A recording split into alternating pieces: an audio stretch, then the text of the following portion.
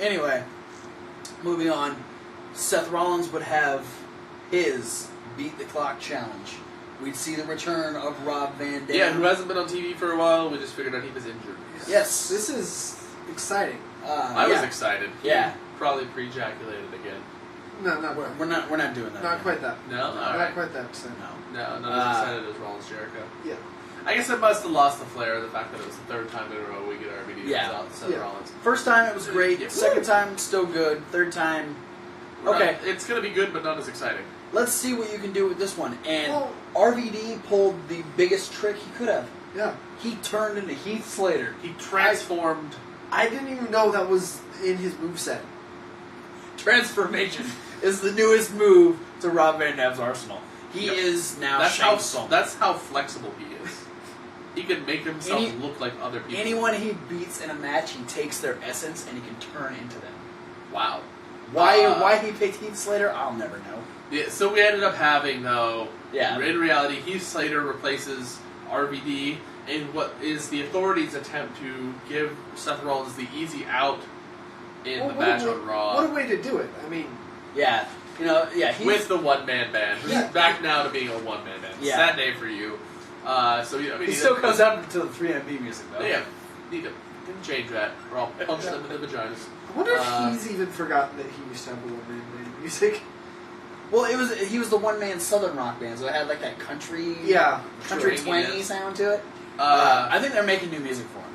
I hope. Better. They're making new music for him. But the Authority would pull RVD, we get Heath Slater, and you're thinking, alright, this is it. Yeah, Rollins is picking the stipulation. There's no way Heath Slater is going to be able to... Rollins is even telling Slater, just leave. Just leave. You don't have to do this. Get counted out. It'll be fine. Slater thinks about it for a second and then turns around and just punches Rollins in the face. He had the power of his fallen bandmates. He is trying. This is the Turns out that's not a whole lot of power. No, it's not a lot. Well, it's Jinder Mahal and Drew McIntyre. Yeah, there's some power. It's just a short reign of Intercontinental Championship power. Right. And maybe some Hindu magic in there. I don't know. Snake charming. Snake charming. Yeah. There we go. Slater's trying. He's getting cut off at every moment. Rollins is pulling that, I know I got this, so he's taking his time. He's got 15 and a half minutes to beat him anyway. But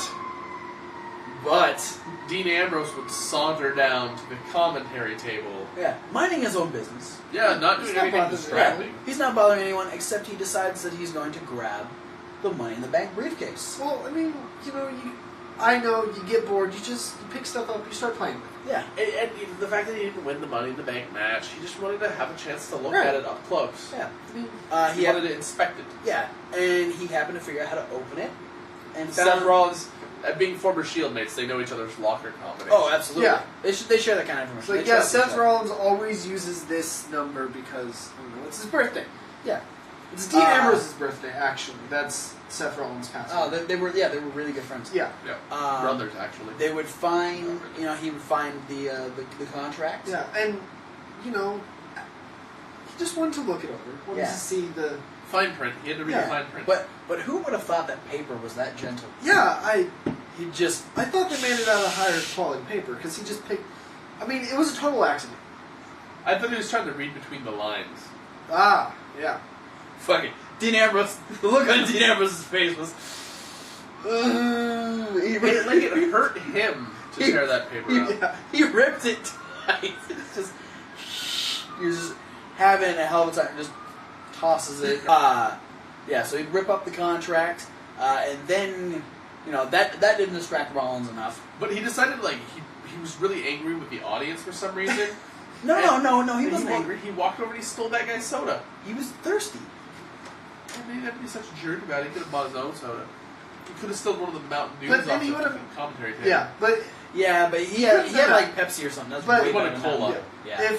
If he went to buy his own, he would have maybe missed the match. Yeah. That's true. Exactly. So he borrowed a soda from somebody in the front row. Borrowed a soda, took a sip. I'd give Dean Ambrose my soda. I would too. He enjoyed it. Then he would accidentally spill it into the... it just kind of slipped out of his hand. Yeah, just like that. You know what he was doing? It didn't even It slip slipped out of the hand. cup. It didn't even slip out of his hand. He had a watch on. Yeah. He had to check Yes. the time to He was- see if Rollins was beating his time. Yeah. And then you just get this He's, pool. I'm so sorry. You get the pool in there, and he's like, all right, Gotta Rollins, find something to clean it up with. Rollins is a little more distracted. Dean Ambrose got hungry. Yeah. Found someone had some popcorn. My theory is he was trying to use the popcorn to soak the soda out of the briefcase. Maybe. Well, he did look very surprised when the popcorn appeared in the Money in the Bank briefcase, though. Well, because it didn't work. Oh, okay. Okay. Popcorn's not. It already had butter on it, so it reached its maximum absorbency. Yeah. potency, Yeah. And could not absorb the soda Yeah. anymore. So popcorn didn't work. So he needed something. He needed something absorbent, something made out of material that could actually pick up the soda and the popcorn mess. And luckily, JBL had his lovely cowboy hat sitting on the commentator's The table. white one, which in no way, shape, or form would be easy to stain with soda and or butter. No, not at all. He would grab it. He'd do a little cowboy. Well, Yeah, cowboy now he's walk. happy because he knows how he's going to fix his buddy's briefcase. Yeah. So you're gonna He- saunter over with the hat on. and he would proceed to shove the cowboy hat into the briefcase. Gently. Sure, you can call it that. He would slam the briefcase Just closed. daintily. Daintily slam the briefcase closed. He would lock it. Then he would stand up on the commentator's table and Make it rain on. fling soda all over the He commentators. wanted to show Seth Rollins that he fixed it. Look, it's all better now. And And that would... And it brown rained on the commentators. oh, that's gross. Better than a little Chocolate flower. rain. Chocolate rain.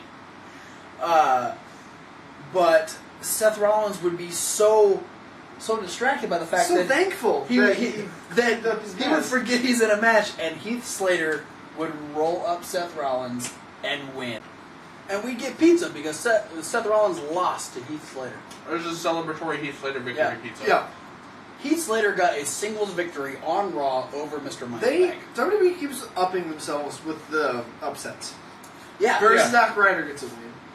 Then Heath Slater eliminated Cesaro from that battle royal. Yeah. yeah. And then, R-Truth breaks the streak. Oh man,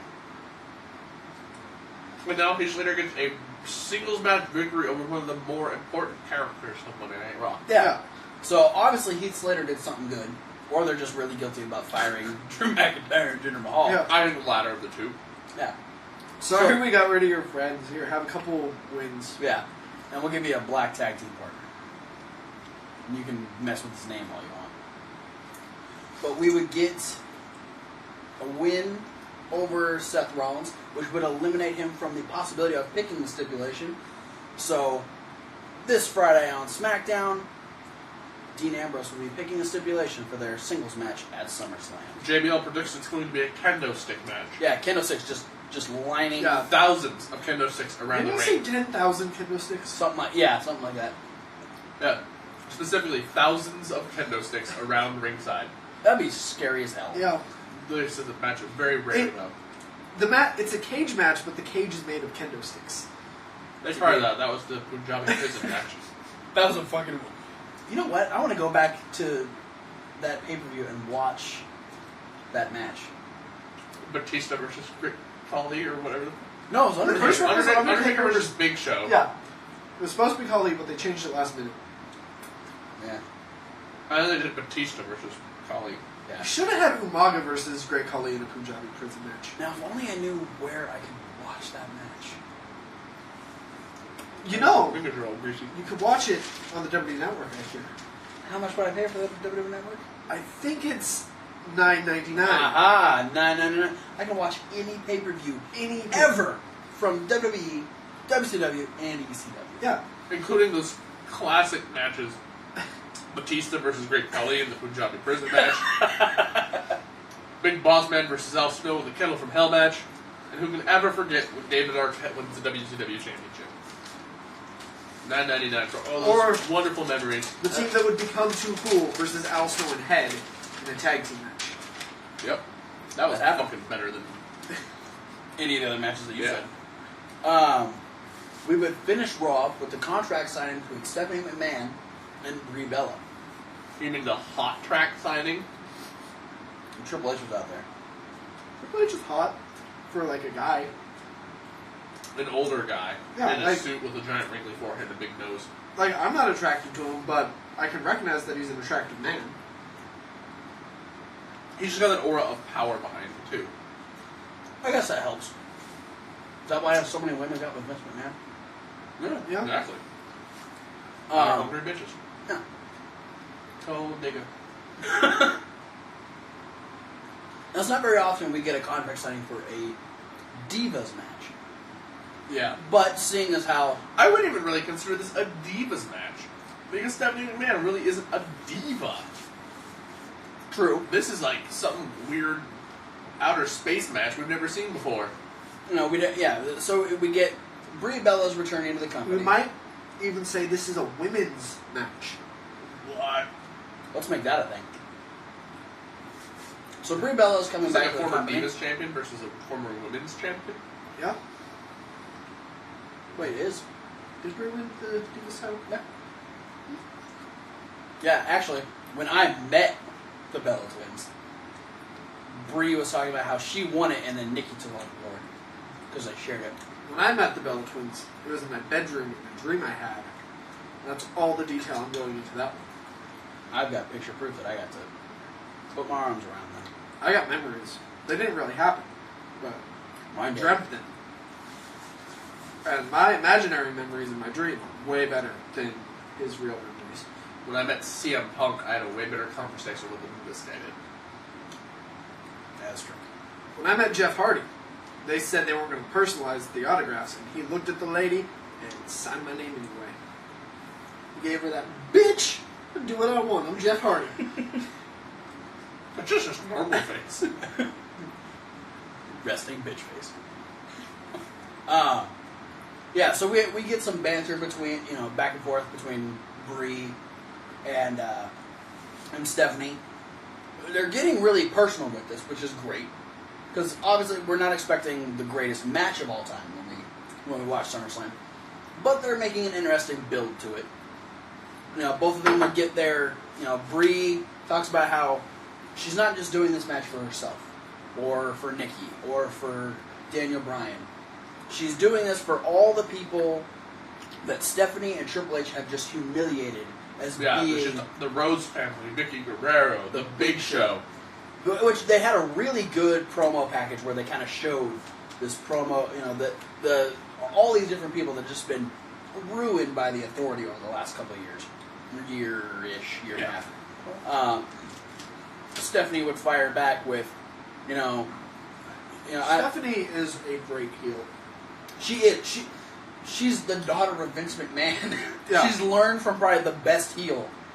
But she's the daughter of Vince McMahon, but when she talks, you don't see her as the daughter of Vince McMahon. Stephanie McMahon is her own entity. Yeah, exactly. Yeah, you see Stephanie McMahon, and she has a... She was on fire on Raw. Literally, they had to call the fire department and everything. It was pretty horrific, but she still delivered an awesome promo. I like my version better. Is that the same reality where Cesaro ended the streak? Yes. Okay. And you went to bed with the Bella Twins. Yeah. No, I clarified that was a dream I had. Okay. But yeah, Stephanie had an awesome counter promo. Yeah, saying how she's disgusted to be in the same ring with Brie Bella, and that she's going to stop her pitiful attempt at making history at SummerSlam. Yeah, she's going on to say that she's trying to steal all the attention from her sister, abandon her sister, and is trying to get all the sympathy points off of Daniel Bryan. Yeah, it's just so good at taking all the personal things that have happened in this whole storyline and directing it right back at it. Here's kind of what I imagine. They're telling Brie about the storyline. They're like, okay, you're gonna leave for a little while. You're gonna have to abandon Nikki while she gets beat down and beat down and beat down, and you're gonna come back and we're gonna use Daniel Bryan's neck injury to get some sympathy for you. And then Stephanie goes and throws that all back as bad things. Yeah. So it's like, here's this great storyline, by the way. Fuck you. Yeah, Stephanie's going to try and throw you under the bus. We're going to make it seem like it was all your idea, and you're doing it, and You are a horrible person. So both women then sign their names on the contract, and Stephanie grabs the contract clipboard thing. Pause for a second. We know that contract signings never go well. They always end in some sort of horrific accident for someone. Now, let's see what happens when we play the rest of this contract signing. What? And she would be delivering her, say, final line to Brie Bella and smack Nikki Bella with the contract off to the side. Yeah. Which I didn't think anybody saw that coming. Whacked her, knocked her senseless to the ground. Yeah. Which I gotta admit, if I was getting hit in the head with a contract clipboard folder thing out of fucking nowhere, I'd probably hit the ground too. Something, I don't know. But that, getting Nikki out of the way so Triple H could then pin Brie Bella into the corner with the table they were using. Triple H looks like he's having the time of his life, Yeah. by the way.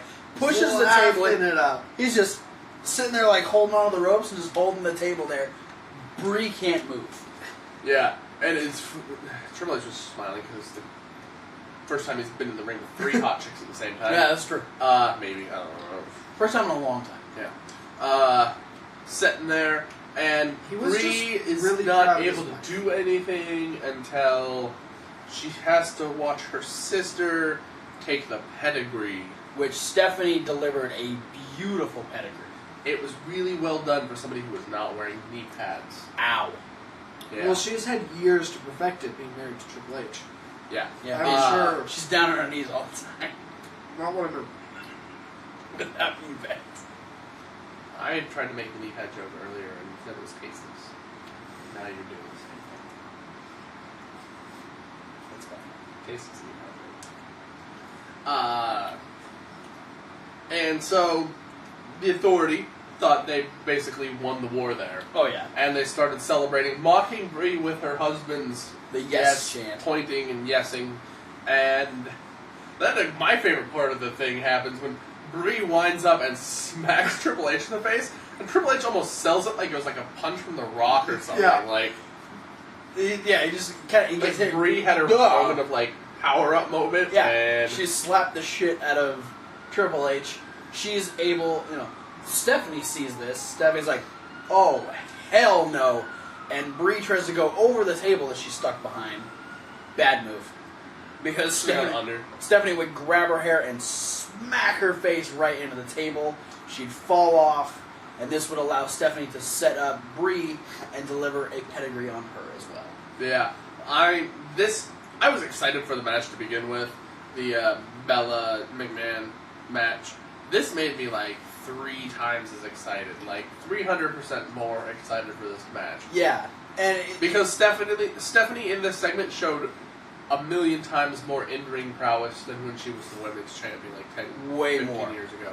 yeah, and we get fired up Stephanie making out with Triple H, showing her power and showing her dominance over the Bella Twins. I've never wanted to be a big-nosed guy more than that.